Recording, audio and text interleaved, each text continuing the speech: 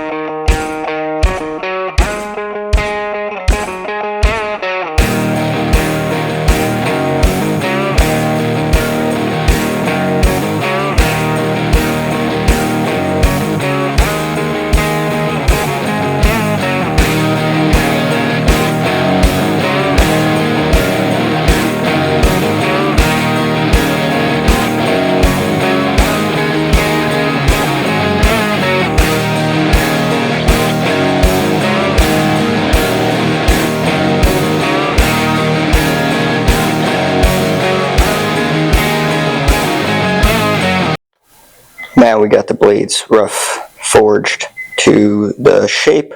I'm going to go ahead and grind the rest of the profile in. So we're going to go hop over to the grinder and get these profiled.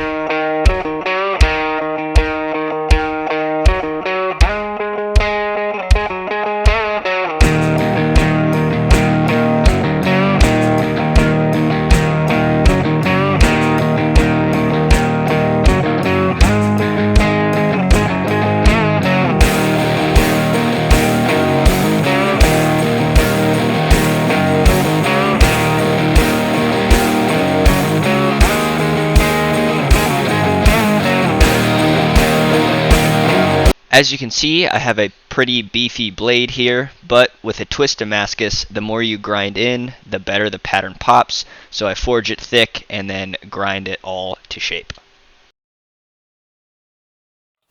Now that both blades have been ground, shaped, and completely profiled, we're going to go ahead and drill the holes for the pins and drill the finger hole in the gutting knife.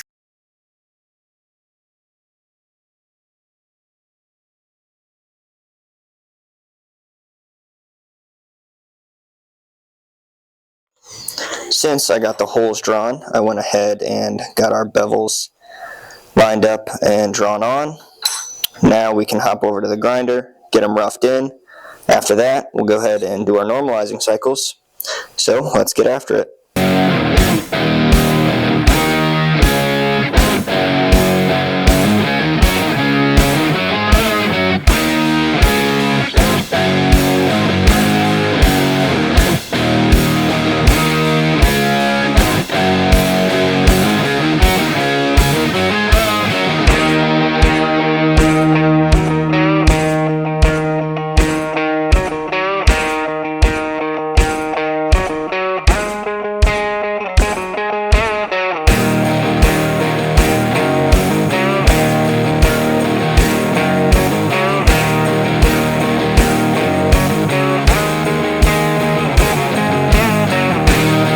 Cycle number 1.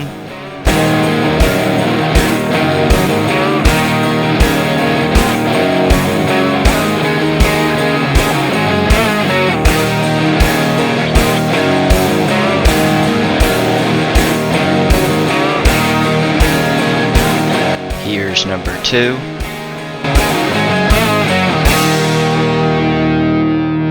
And finally, number 3.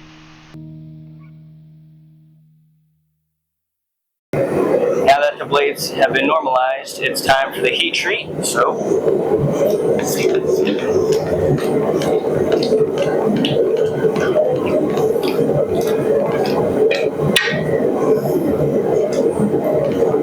all right.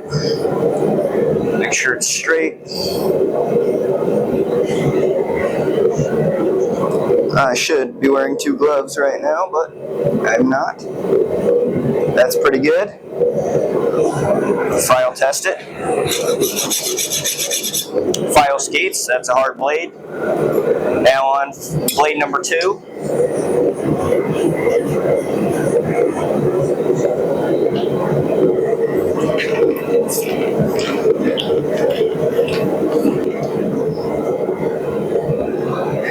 Check that. That's pretty good.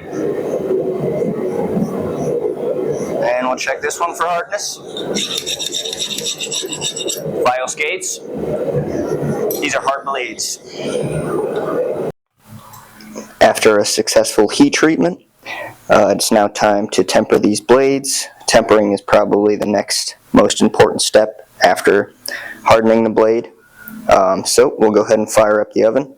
As you can see in this one, the pattern's starting to pop a little bit. Got that twist pattern coming in. This one not so much. I think it's just going to be a little more hidden. We'll go ahead and temper these bad boys. Now with the tempering complete and successful, we're going to jump right into hand sanding.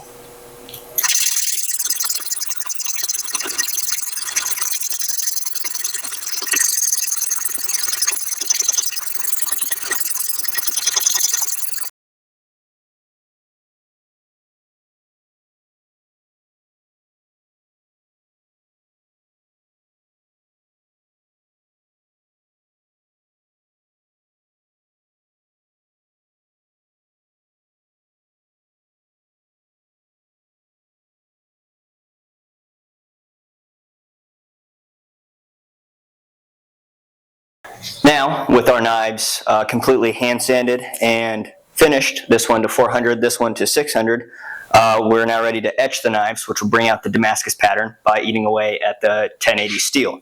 But first, we have to degrease them to get all that out of the way and let the acid get to the metal.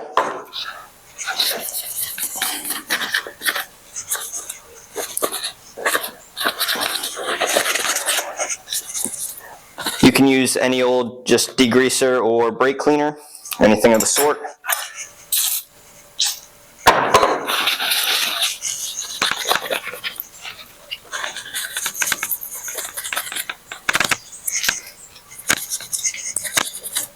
Alrighty, and into the acid they go. So for me, this cycle takes about 20 minutes, but for you, it'll be done now.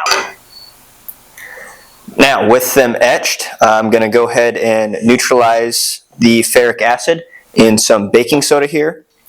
And we'll go ahead and take a look at the pattern. Very happy with the way that turned out. So we're going to set that down and pull out the skinning knife. Go ahead and neutralize the acid on that one. Lines are a little bit thinner. I did use thinner stock when I forged this blade, so they're still there, but just a little harder to see. Still turned out pretty good. Now, with both of the blades neutralized, we'll go ahead and wipe them off. So, what we're going to do now is spray them with oil. What that's going to do is it's going to set the oxides, and it's just going to make the blade pop even more. You want to leave it for 6 to 8 hours. So what I'm going to do is I'm going to leave them sit for the rest of the night, and we'll come back tomorrow and check them. Alrighty, so I went ahead and taped up the blades to keep the etch from scratching and whatnot. So now we're going to work on the handles. I went ahead and got these scales cut up and made. The wood material is elm, and then there are G10 spacers in there. So all we have to do now is get these cut to shape, get the holes drilled, and that'll happen right. And here is our handle profile. It's shaped up. We got our pins cut, and now it's epoxy time.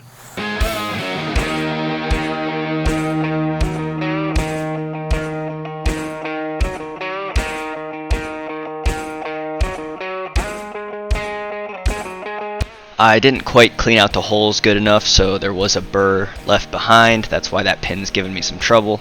So I just used the table to push it the rest of the way through.